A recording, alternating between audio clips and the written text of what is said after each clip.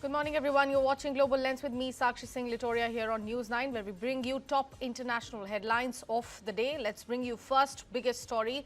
A huge crowd of people took to the streets of Abandan in Elam province in western Iran on the 10th day of nationwide protest, highlighting the expanding scale of the unrest.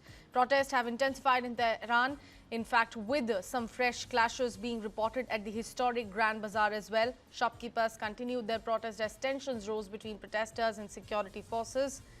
Eyewitness videos show protesters throwing gas canisters during confrontations, while police were seen trying to control the situation.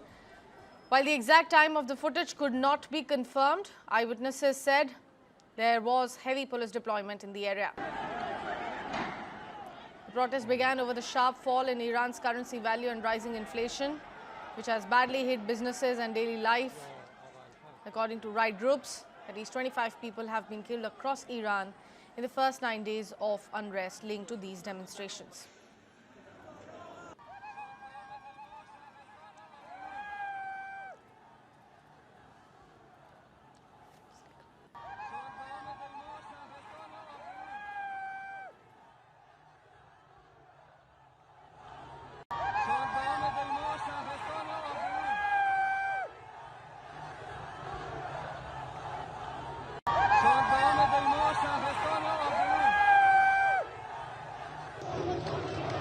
At the moment, Iran's police chief has now warned that authorities will deal firmly with what he called the last of the rioters.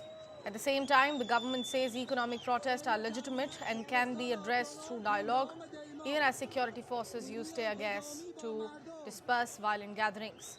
The situation in Tehran remains tense as protests continue to spread further.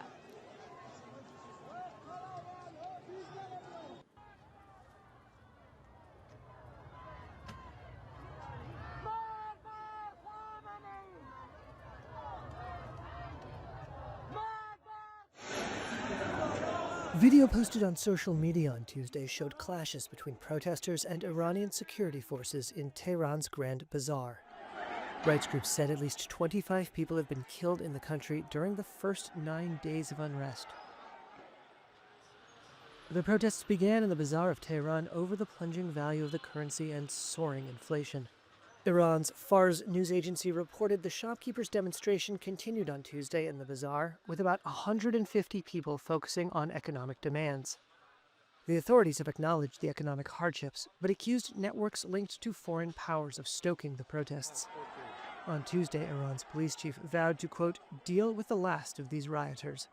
Hangal, a Kurdish Iranian rights group, put the death toll at 25, including 4 people under the age of 18. It said more than 1,000 had been arrested.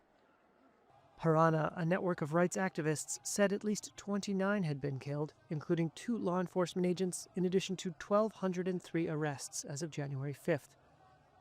Reuters has not been able to independently verify the numbers.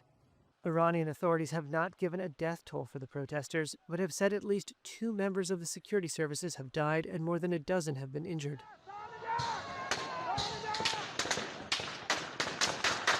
Video released on Sunday appeared to show protesters in the city of Malikshahi being fired on. The protests have spread to some outlying cities, but so far do not match the scale of unrest that swept the nation in 2022 and 2023. However, even though smaller, these protests have quickly expanded from an economic focus to broader frustrations, with some protesters chanting against the country's clerical rulers. President Masoud Pezeshkian has promised reforms to help stabilize the monetary and banking systems and protect purchasing power. Now, like we said before, at least 25 people have been killed in Iran during the first 9 days of protest that started in the bazaar of Tehran over the plunging value of the currency and soaring inflation, according to the right groups of Iran. The protests have spread to some of the cities in western and southern Iran, but do not match the scale of unrest that swept the nation back in the year of 2022 to 2023 over the death of Mahsa Amini, who also died in the custody of Iran's morality police for allegedly violating the Islamic Republic's strict dress code.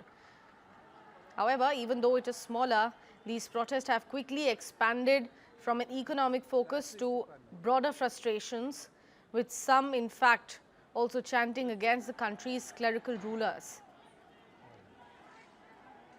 At the moment, Iran also remains under international pressure, with US President Donald Trump threatening on Friday to come to the aid of protesters in Iran if the security forces fired on them, in response to which Iran's Supreme Leader Ayatollah Ali Khamenei vowed not to yield to the enemy.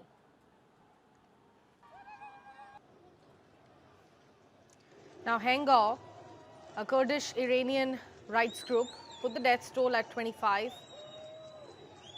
They also said that 4 people amongst these 25 are in fact under 18.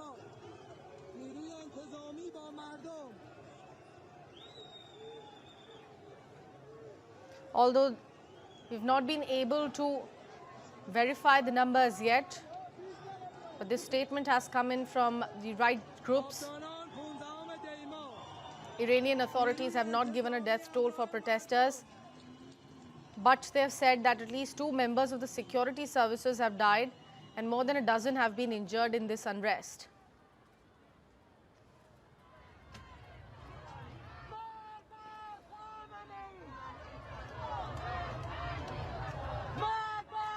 Now, President Masoud Pezeshkian has urged dialogue and promised reforms to stabilize the monetary and banking systems and protect purchasing power.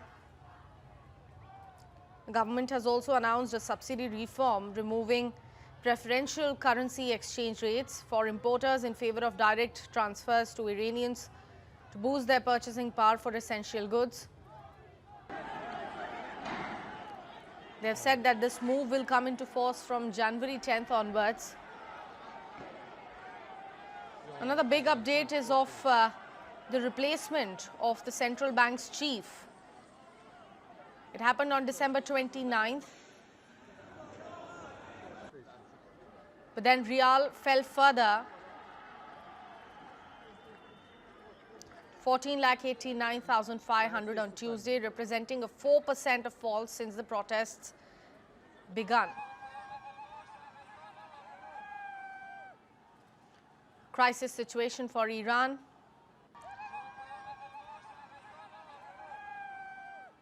The protests have now expanded beyond Tehran, the capital city.